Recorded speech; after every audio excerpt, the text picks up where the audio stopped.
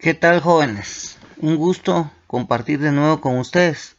En esta oportunidad vamos a abordar un tema bastante importante como lo es el análisis del líquido cefalorraquídeo. A mí me gusta compartir esto con ustedes debido a que, sobre todo cuando estén en el externado de medicina interna, van a tener que colaborar o asistir a cierto tipo de procedimientos como es la punción lumbar, pero debido a muchas veces a las prisas o algunos otros factores, ya estando en el hospital, pues no se les explica muchas veces la técnica adecuada, qué análisis solicitar, etcétera. Entonces, por eso lo abordamos acá en el curso de patología. Algunas indicaciones para la realización del procedimiento de la punción lumbar, que es el que nos va a permitir obtener una muestra de líquido cefalorraquídeo para analizarlo, son las siguientes. Determinación de la presión intracraneana o presión de salida de líquido cefalorraquídeo, aunque déjenme decirles que para la determinación de esta pues tenemos que contar con dispositivos especiales que se conocen con el nombre de raquimanómetros, que no siempre están a nuestra disponibilidad. Sospecha de procesos infecciosos, ya sean bacterianos, virales, tuberculosis o por hongos, por ejemplo.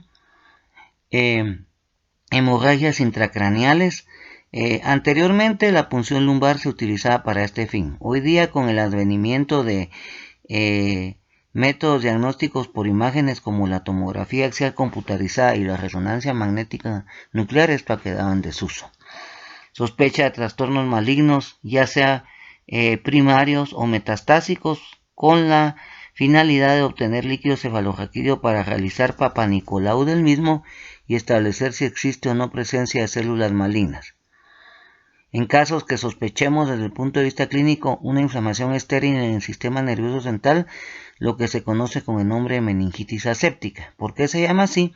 Porque el paciente desde el punto de vista clínico tiene signos y síntomas de una meningitis, sin embargo a la hora de realizar el cultivo de líquido cefalorraquídeo pues no crece ningún agente causal de la meningitis. Veamos a continuación algunos parámetros que son susceptibles de medición y análisis específicos en el líquido cefalorraquídeo. La presión de salida o de apertura del líquido cefalorraquídeo, siempre y cuando tengamos raquimanómetro a la mano para medir esta, es de 150 a 200 milímetros de agua. Las proteínas o proteinorraquia en líquido cefalorraquídeo, su valor normal es de 15 a 45 miligramos por decilitro. Van a haber algunos casos en los cuales las proteínas van a estar aumentadas, como los siguientes: como indicador inespecífico de inflamación o degradación de la barrera hematoencefálica, quiere decir en casos en que exista cierto tipo de reabsorción de procesos hemorrágicos intracraneales. La glucosa, su valor normal oscila en 2/3 de la glicemia o glucosa sérica, dejémoslo en 2/3 para fines de evaluación, ¿verdad? ¿Y en qué casos va a haber hipoglucorraquia? La glucosa va a estar disminuida en casos de infecciones o inflamaciones estériles, la famosa meningitis aséptica. Causas comunes de hipoglucorraquia: tenemos la presencia de infecciones bacterianas, infecciones por hongos o micóticas, tuberculosis, meningitis carcinomatosa e hipoglucemia. Existen causas poco comunes de hipoglucorraquia. Dentro de ellas tenemos parotiditis, infección por virus de herpes simple o virus de herpes zóster, hemorragia subaracnoidea, sarcoidosis, meningitis sifilítica y el famoso LES, o sea, lupus eritematoso sistémico. Recuento de leucocitos, que generalmente va de 0 a 5 por milímetro cúbico y deben ser lógicamente linfocitos, ¿verdad? Va a haber un exceso de neutrófilos en los casos de infecciones obviamente bacterianas o en ocasiones también en casos de inflamación estéril, o sea, meningitis aséptica. Un exceso de mononucleares o linfocitos lo vamos a encontrar en casos de infecciones virales o inflamaciones estériles. ¿Cuándo va a haber sangre? En la punción lumbar o en el análisis del líquido cefalorraquídeo. Cuando haya un traumatismo local de la punción lumbar, o sea, decimos la punción lumbar fue traumática, o bien sea que sí realmente el paciente tenga una hemorragia del sistema nervioso central. Ustedes se preguntarán, ¿cómo vamos a diferenciar si una punción lumbar fue traumática o realmente el paciente tiene una hemorragia intracraneana. Es bastante sencillo. Nosotros realizamos la punción lumbar con la técnica adecuada y si a la hora de que debería de salir líquido cefalorraquídeo sale sangre roja rutilante, lo que debemos hacer es esperar unos instantes y esto, si la punción es traumática, debería de ir aclarando progresivamente. Quiere decir que primero va a salir sangre, luego va a salir un líquido cefalorraquídeo como color rosado y finalmente transparente. Entonces acá debemos diferir el procedimiento y repetirlo en aproximadamente unas 12 a 24 horas después de que la punción fue traumática. Ahora bien, si esperamos un periodo de tiempo prudencial y sigue saliendo sangre, definitivamente quiere decir que el paciente sí tiene una hemorragia intracraneal. Gram y cultivo son bastante útiles en el caso de que sospechemos la presencia de procesos infecciosos como meningitis o encefalitis en el sistema nervioso central. Entonces el gram y cultivo son de bastante utilidad para descartar infecciones. Algo muy importante a tomar en cuenta, el gram nos va a servir para iniciar con mayor base la antibioterapia en el paciente con sospecha de meningitis. Nos va a guiar más en lo que sale el resultado del cultivo. BRL se puede utilizar en el caso de que se sospeche neurosífilis o sífilis en el sistema nervioso central. Sin embargo, mucho ojo, es más sensible y específico para neurosífilis el examen denominado FTABS. La tinta china es de suma utilidad cuando sospechamos una meningitis por el hongo Cryptococcus neoformans, que se suele ver muy frecuentemente en pacientes inmunocomprometidos, sobre todo pacientes que tienen SIDA, ¿verdad? Entonces pedimos tinta china.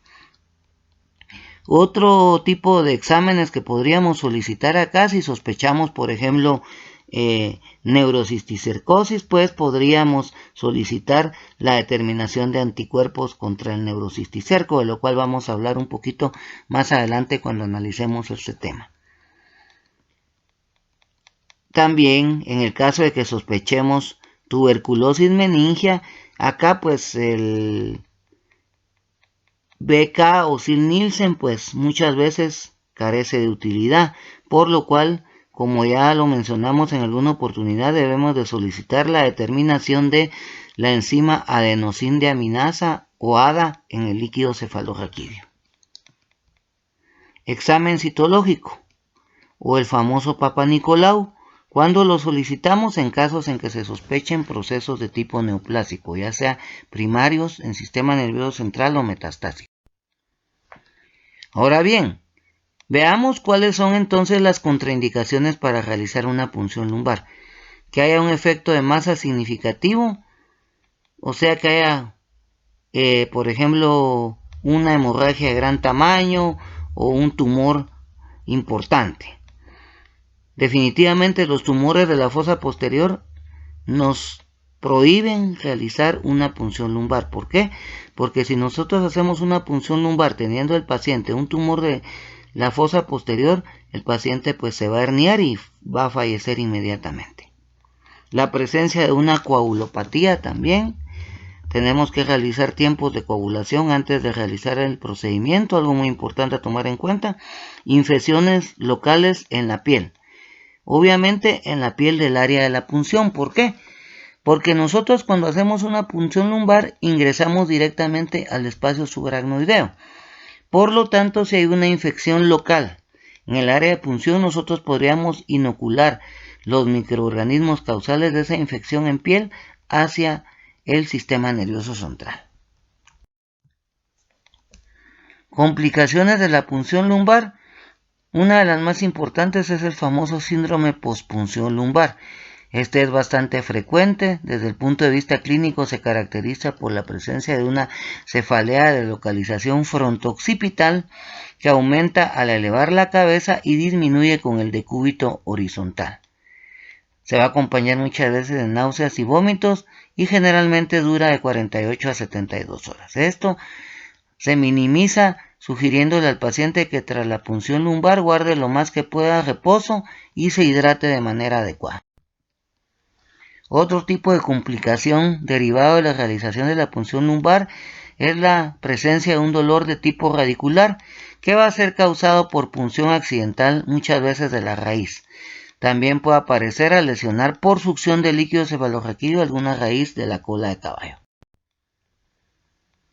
Otra complicación, pues hemorragia, que pudiera ser bien sea subaracnoidea o manifestarse como un hematoma subdural. Neumoencéfalo también, y finalmente una meningitis prácticamente iatrogénica, sobre todo si no tenemos cuidado y hay infección en el área local de la punción y aún así hacemos dicha punción. Aunque muchas veces el equipo que utilizamos para la punción no está debidamente esterilizado, entonces esto podría contribuir a que al paciente pues se le desencadene una meningitis. Idealmente el equipo de punción lumbar debe ser descartable, pero debido a la carencia en nuestros hospitales muchas veces son equipos de punción lumbar reesterilizados. Veamos algunos diagnósticos diferenciales en base a los valores del líquido cefalorraquídeo. Veamos en el adulto normal. El color del líquido cefalorraquídeo es claro, cristalino, totalmente transparente como agua de roca.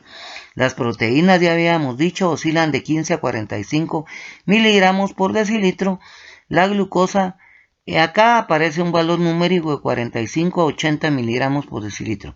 Sin embargo, para fines prácticos y de evaluación, dejemos que va a ser 2/3 de la glucosa sérica, ¿verdad? El valor de las células va a ser de 0 a 5, lógicamente deben ser linfocitos. En el recién nacido normal, de nuevo el color es claro cristalino, totalmente transparente. Las proteínas acá pues suelen estar un poquito elevadas, entre 20 a 120 miligramos por decilitro. La glucosa, al igual que en el adulto, debe ser 2/3 de la glucosa sérica. Y las células acá sí pueden ir de 40 a 60 linfocitos. En caso de sospechar infección viral, por ejemplo, meningitis o encefalitis, el color del líquido cefalorraquídeo puede ser claro o bien opalescente. Un poco turbio quiere decir esto. La presión de salida o apertura va a ser normal o puede estar ligeramente aumentada. Las proteínas son normales o pueden estar ligeramente aumentadas. La glucorraquia o glucosa en líquido cefalorraquídeo va a ser normal y las células pueden ir desde 10 a 500 linfocitos por milímetro. En caso de infección bacteriana, una meningitis bacteriana, por ejemplo, el color va a ser amarillo opalescente, o sea, amarillo turbio, ¿verdad? Incluso en algunos casos de meningitis severas, pues el líquido cefalorraquídeo prácticamente se observa como agua de nixtamal, así un color como blanquecino o amarillento. La presión de salida o apertura del líquido cefalorraquídeo va a estar aumentada. El valor de proteínas igual va a estar aumentada, puede ir desde 50 hasta incluso 1500 miligramos por decilitro. La glucorraquia va a estar disminuida, habitualmente va a ser menor de 20 miligramos por decilitro. Y las células acá pues pueden ir incluso desde 25 a, en casos de meningitis severa, 10.000 polimorfonucleares por milímetro cúbico. Ahora bien, cuando sospechamos un proceso de tipo granulomatoso, por ejemplo tuberculosis o infecciones por hongos o micóticas, el color del líquido cefalorraquídeo puede ser claro u opalescente, quiere decir un poco turbio. La presión de salida o apertura está frecuentemente aumentada. El valor de proteínas, si bien es cierto está aumentada, habitualmente suele ser menor de 500 miligramos por decilitro. La glucorraquia en este caso se encuentra disminuida, habitualmente oscila entre 20 a 40 miligramos por decilitro. Y finalmente las células pueden ir desde 10 hasta 500, obviamente linfocitos. En caso de hemorragia subaracnoidea, el color del líquido cefalorraquídeo puede ser francamente sanguinolento o xantocrómico, o sea un poco amarillento. La presión de salida o apertura habitualmente está aumentada. Las proteínas también van a estar aumentadas, la glucorraquia, glucosa en líquido cefalorraquídeo va a ser normal. Y algo muy importante es que en cuanto a las células, la relación entre glóbulos blancos y glóbulos rojos determinada en líquido cefalorraquídeo debe ser igual que en la sangre.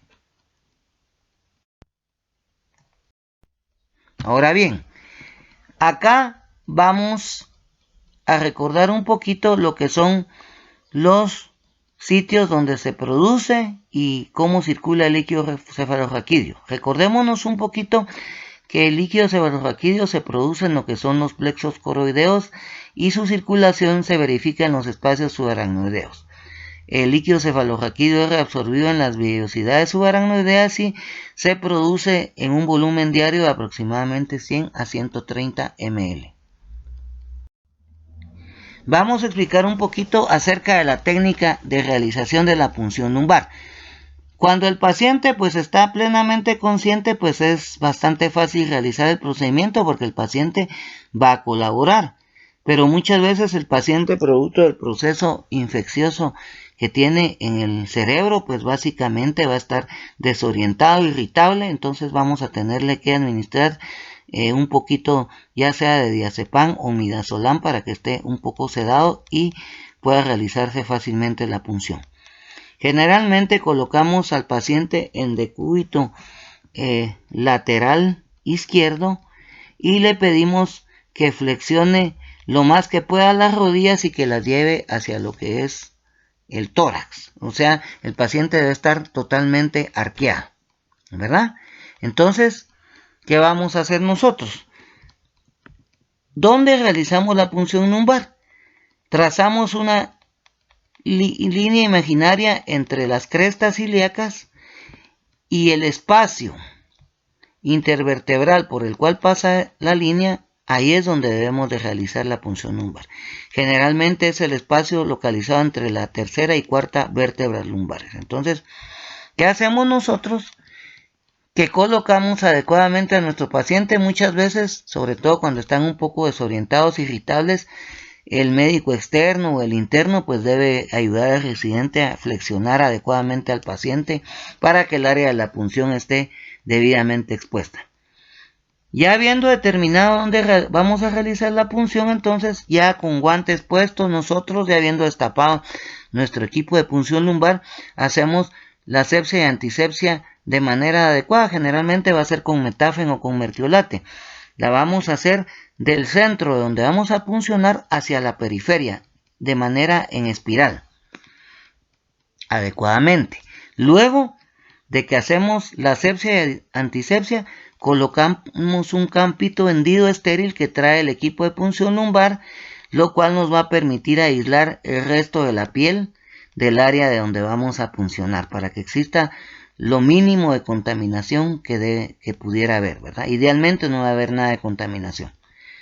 Infiltramos adecuadamente con lidocaína, de preferencia sin epinefrina, el espacio entre L3 y L4, que es donde vamos a ingresar a realizar la punción lumbar. Y luego, pues ya con nuestra aguja de punción lumbar, pues ingresamos en el área de la punción y se siente una resistencia que se vence, ¿verdad? Una resistencia que posteriormente nos va a permitir ingresar a lo que es el espacio subaracnoideo, que es de donde nosotros vamos a obtener la muestra de líquido cefalorraquídeo para los análisis que debamos realizar, ¿verdad? Entonces vamos a observar, retiramos el estilete de la aguja de punción y si estamos en una localización adecuada debería empezar a gotear líquido cefalorraquídeo cristalino totalmente transparente, si es que el líquido está normal. Ahora, si existe, por ejemplo, hipertensión intracraneana, el líquido no va a salir goteado, sino va a salir en una forma como de chorrito, ¿verdad? Para aclarar y recordar el sitio en el que se realiza la punción lumbar, dice la aguja de punción lumbar por lo general se introduce entre la tercera y la cuarta vértebra lumbares, como vemos ahí. Y ahí vemos la columna de líquido cefalorraquídeo, localizada en el espacio subaracnoideo. Esto es para recordar algunas de las contraindicaciones, quizá de las más importantes para realizar una punción lumbar, que exista un tumor en cualquiera de las estructuras localizadas en la fosa posterior. ¿Por qué? Porque debido a la descompresión que existe por la salida de líquido cefalorraquídeo, podría haber una herniación de estas estructuras y el paciente pues inmediatamente fallecer, ¿verdad? Ahí vemos que existe un descenso del tallo inferior y el cerebelo a través del foramen magno, que es donde generalmente se da esta herniación, de las cuales vamos a platicar de las herniaciones intracraneanas cuando veamos neoplasias intracraneanas. Ahora bien, para que veamos un poquito el aspecto del líquido cefalorraquídeo, dijimos que el aspecto normal debe ser cristalino transparente como agua de roca, como podemos ver acá, nada turbio, totalmente transparente en los 4 tubos que observamos. Acá vemos un líquido cefalorraquídeo francamente sanguinolento. Acá vemos un líquido cefalorraquídeo xantocrómico, observen el color amarillento. Y esto, pues si bien es cierto, aquí dice es un líquido blanquecino, para mí esto es un líquido cefalorraquídeo totalmente turbio, ¿verdad? El que se observa generalmente en las meningitis de tipo bacteriano. Ya les dije que muchas veces incluso no es así, sino es totalmente blanquecino amarillento como agua de nixtamal. Muchísimas gracias por la atención prestada a la